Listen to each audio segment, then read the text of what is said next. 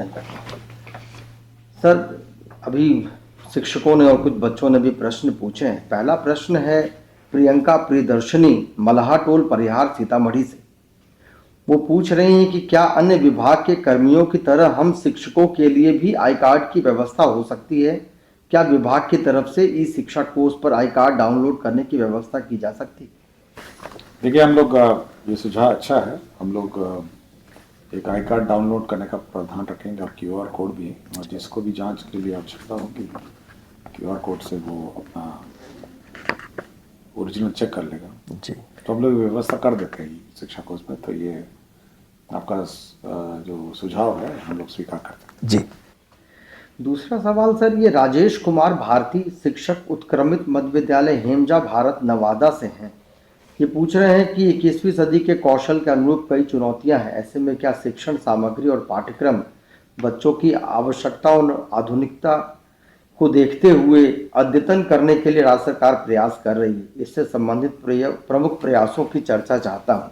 और सर, ऐसा ही सवाल नारायण झा विद्यालय अध्यापक उच्च माध्यमिक विद्यालय करहरा बेनीपट्टी मधुबनी से है। उन्होंने भी ऐसा ही सवाल पूछा है। देखिए, स्किलिंग पे मेरी जितनी भी मीटिंग हुई हैं और उसमें मेरा ये रहा है कि बच्चे जो स्कूल में हैं, विशेषकर 9th 10th 11th and 12th, ये 4 क्लासेस के, इनको जो स्किल ट्रेनिंग है वह उनको देनी चाहिए।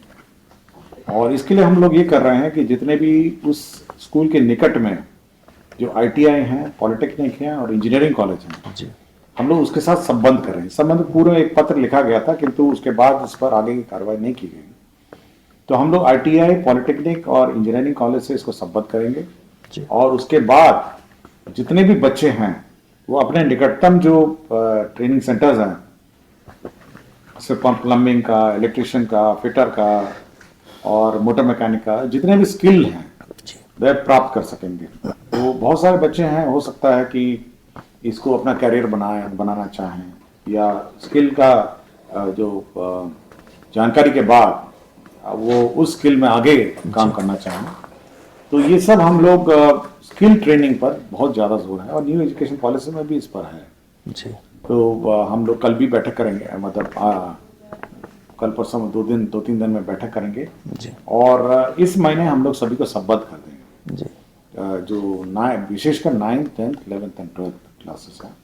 और देखते हैं 8th भी अगर सुझाव आता है 8th का भी, तो 8th से भी हम शुरू करेंगे जी। किंतु यह है कि सभी बच्चों को कोई ना कोई स्किल ग्रहण करना चाहिए। जी। एक राष्ट्रपति पुरस्कार प्राप्त शिक्षिका है कुमारी गुड्डी, उत्क्रमित हाई स्कूल से हैं, बेलवा काशीपुर किशनगंज से। ये कह रही हैं कि बाला कक्षाएं जो कि छोटे छोटे बच्चों के लिए शिक्षा के क्षेत्र में एक वरदान है, उस पर विभाग द्वारा पहल कर पूरे विद्यालय में क्या लागू करवाने की पहल की जा सकती है? देखिए, बालक जो वॉल पेंटिंग है, तो मैं बहुत सारे स्कूल्स में जाता हूँ। हाल ही में मैं आरा में गया था, तो पूरा स्कूल पेंटेड था। मतलब सारे जहाँ बच्चे बैठे हुए थे क्लास में, चारों तरफ दीवारें पेंटेड थी। तो जहाँ जहाँ टीचर्स और हेडमास्टर ने रुचि ली है वहाँ पेंटिंग हो गया, और जहाँ जहाँ टीचर और हेडमास्टर मतलब ने रुचि नहीं ली है वहाँ नहीं हुआ। तो ऐसा नहीं है कि मतलब प्रोविजन नहीं है, पेंटिंग का प्रोविजन है ही है। और अभी जो हम लोगों ने रिपेयर मेंटेनेंस का पैसा भी दिया है और पेंटिंग के लिए भी राशि दी है, उससे पेंटिंग हो सकता है जी। लेकिन फिर भी हम लोग एक टेम्पलेट सबको दे देते हैं कि किस क्लास में किस प्रकार का पेंटिंग होगा जी। तो ये हम लोग सभी को उपलब्ध करा देंगे कि छोटे क्लासेस में क ख ग ABCD, ये 1+1 1+2 ये सब होगा।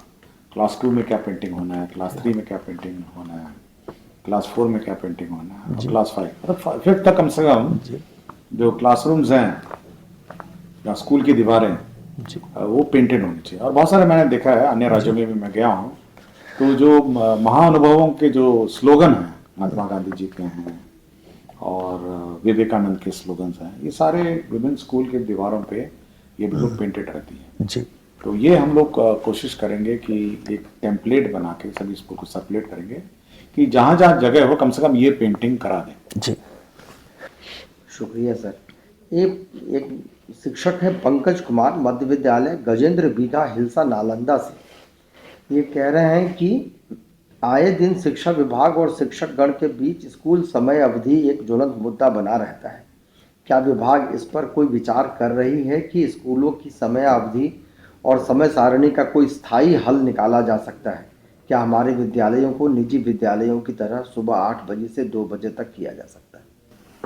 अगर 8 बजे 2 बजे करने लगा तो आप सोच सकते हैं क्या रिएक्शन है। जी तो हम लोग देखते हैं, देखिए ग्रामीण परिवेश में जो व्यवस्था है और जो टाइमिंग है जी इसको बड़ा ध्यान देते हैं। हमारे सारे स्कूल तो ग्रामीण क्षेत्र में है, बिल्कुल। शहरी क्षेत्र में कम है। तो हम लोगों ने हाल ही में आपके स्कूल टाइमिंग्स परिवर्तन किए हैं। जी मतलब मॉर्निंग में आधा घंटा और लेट किया है जी और इवनिंग में भी हम लोगों ने जल्दी छोड़ने का प्रावधान किया है। लेकिन हम लोग एक ऑप्शन रख रहे हैं, आपको 4-5 ऑप्शन देंगे जी कि हेडमास्टर साहब जो हैं वो टीचरों की फ्लेक्सी टाइमिंग्स निर्धारित कर सकते हैं जी कि कोई टीचर पहले आ सकते हैं, कोई टीचर बाद में आ सकते हैं। लेकिन फ्लेक्सी टाइमिंग उन मामलों में जहाँ पर कमरे कम हैं और क्लासेस ज़्यादा हैं। जी तो आप कुछ क्लासेस पहले चलाइए, फिर कुछ क्लासेस बाद में चलाइए, कुछ क्लास शिफ्ट में चलाइए। तो वो फ्लेक्सी टाइमिंग का जो प्रावधान है, अभी अटेंडेंस का जो मॉड्यूल है, जो जी। सॉफ्टवेयर ई शिक्षा कोच है, वो अमेंडमेंट हो रहा है। तो उसमें हेडमास्टर हर टीचर का निर्धारित कर सकेगा, ये टीचर 9 बजे से फलाना बजे तक जाएंगे, ये टीचर 8 बजे से फलाना बजे जाएंगे, ये टीचर 10 बजे से फलाना। तो वो स्ट्रैगर्ड टाइम टेबल राइट। ये केवल उन्हीं क्लासेस के लिए है जहाँ पे कमरे कम हैं और क्लासेस ज़्यादा हैं। लेकिन जहाँ पे सभी कमरे भी हैं, क्लासेस हैं, मेरे ख्याल से एक रूपता ठीक रहेगी। जी पूजा बोस है, प्राथमिक विद्यालय जनक बाग उल्लास बाग, कस्बा जिला पूर्णिया से। इनका सवाल है कि क्या सरकार आने वाले समय में पोशाक राशि के बदले पोशाक देने का कार्यक्रम कर सकती है?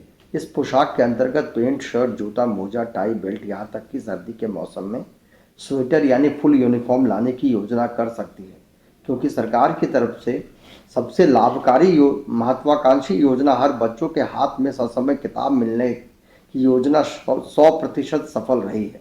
क्योंकि मैंने ऐसे देखा है कि कुछ बच्चों के माता पिता ऐसा करते नहीं। देखिए, हम लोग चाह रहे हैं कि जैसे प्राइवेट स्कूल में जब नई स्कूल और क्लासेस शुरू हो रही हैं, तो जो पहला दिन है जी उसी पहले दिन में आपको पोशाक, किताबें, किट सब उपलब्ध हो जानी चाहिए और किताबें सब की।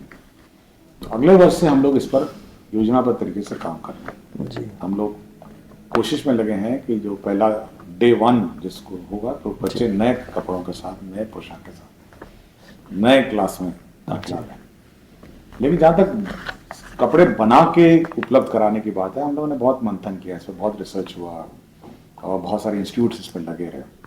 फिर बाद में हम लोगों ने लगा कि नहीं, क्योंकि स्थानीय स्तर पर कपड़े सिलाए जाएं, स्थानीय स्तर पर कपड़े बनाए, जी मतलब बच्चों के नाप से कपड़े बनाए जाए और बच्चे अपने रुचि भी लेंगे कि नया कपड़ा माता पिता सिल के देते हैं। तो हम राशि जो है वो इस बार हम लोग ऐसे समय पे देंगे ताकि आप जो बच्चा नए क्लास में जाएगा जी तो नए क्लास में वो नए कपड़े, नए किताब, नए बैग, नए पुस्तकें और नई सोच के साथ वो अगला क्लास में जाएगा। जी। बहुत